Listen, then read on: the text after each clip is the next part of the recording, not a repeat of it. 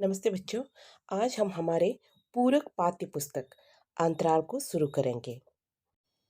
इस पुस्तक का पहला पाठ है सूरदास की झोपड़ी।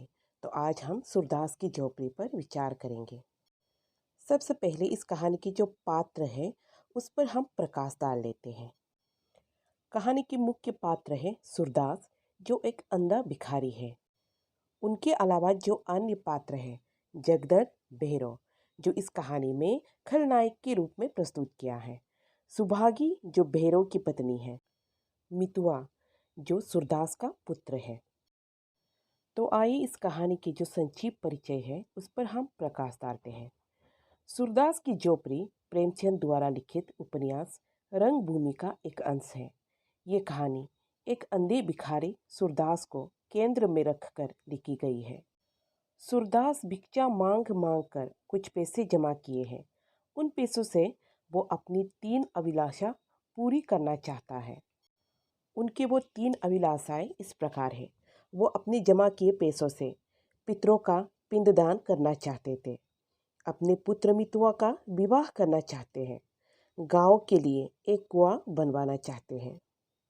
उसी गांव में जगदर और भैरव भी रहते हैं, जो इस कथा के खलनायक और उपखलनायक के पात्रों के रूप में जाने जाते हैं। भैरव की पत्नी सुभागी अपने पति की रोज रोज की मार से बचने के लिए सूरदास की झोपड़ी में शरण ले लेती है। इसी ईर्ष्या भाव से भैरव सूरदास को अपना दुश्मन समझ उसे किसी भी प्रकार बदला लेने की ठान लेता है।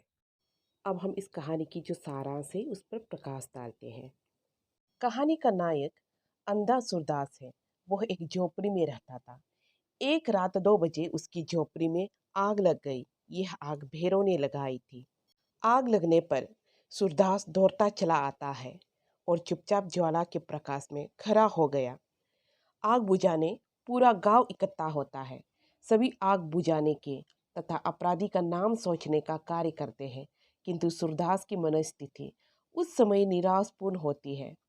वह आश्चर्यचकित, दुखी तथा निराश था। उसके मन में केवल एक बात थी कि वह किसी प्रकार झोपड़ी में जाकर अपनी पोतली निकाल लाए।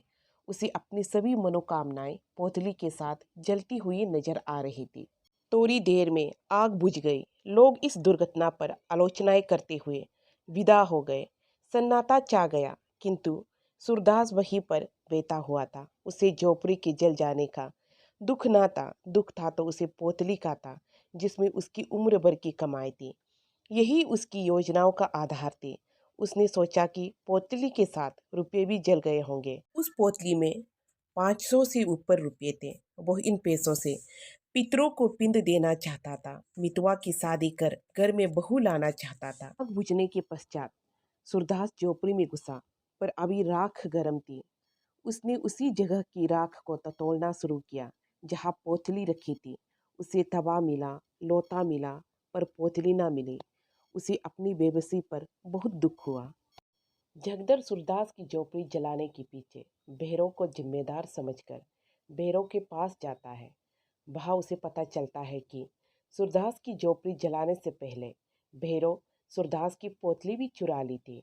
भैरव के हाथ में पैसों की पोतली देखकर जगदर के मन में ईर्ष्या की भावना जाग जाता है और वो भैरव को धमकी देते हुए कहते हैं कि यदि उसने आधे पैसे ना दिए तो वह सूरदास को इस राज के बारे में बता देगा। भैरव पैसा देने से इनकार कर देता है। ईर्ष्या की भावना में आकर जगदर सूरदास को भैरव की चोरी के विषय में बताता है, किंतु सूरदास अपनी इस आर्थिक हानि को जगदर से गुप्त रखता है। वह जगदर के सामने अपनी जमा पूंजी का रहस्य प्रकट नहीं करना चाहता था, क्योंकि वह एक गरीब भिखारी था और उनके पास इतने सारे पैसे होना एक लज्जा की बात थी। इसलिए वो उनके सामने इस पोतली की बात करता ही नहीं है। इतने में सुहागी वहां आ पहुंची। वो रात भर मंदिर के पिछवाड़े अमरूद के बाग में छिपी बैठी थी और वो जानती थी और सूरदास यह आग उसकी पूरी बात भैरव ने ही लगाई है। भैरव ने उस पर कलंक लगाया था। उसी के कारण सूरदास का सर्वनाश हो गया। उसने प्रण कर लिया था कि वो भैरव के घर ना जाएगी, मेहनत मजदूरी करके जीवन का निर्वाह कर लेगी। किंतु वह सूरदास से सहानुभूति रखती है तथा पोतली वापस लाने का संकल्प लेती है। वो कहती है, मैं भेरों के घर ही रहूंगी, क्योंकि वहीं रहकर वह तेली मेरे हाथ लग पाएगी। जब तक मैं सूरदास के रुपये ना दिला दूंगी, तब तक मुझे चैन नहीं आएगा। सूरदास अकेला रोता रहा। तभी उसे एक आवाज़ सुनाई दी, तुम खेल में रोते हो। यह बात गीसू ने मितुआ को कही थी। इस बात को सुनकर सूरदास को कुछ ज्ञान हुआ। वो सोचने लगा, जिंदगी भी तो एक खेल ही है। मैं तो खेल में रोता हूँ, कितनी बुरी बात है। सच्ची खिलाड़ी कभी नहीं रोते, धक्के खाते हैं, बाजी हारते हैं, पर मैदान में डटे रहते हैं। ये सोचकर सूरदास उठ खड़ा हुआ और विजय गर्व की तरंग में राख के ढेर को दोनों हाथों से उड़ाने लगा। मितुआ ने आकर पूछा, अब हम कहाँ रहेंगे? सूरदास ने कहा कि अब हम दूसरा घर बनाएंगे। हम हर बार नया घर बनाते जाएंगे, 100 लाख बार बनाएंगे।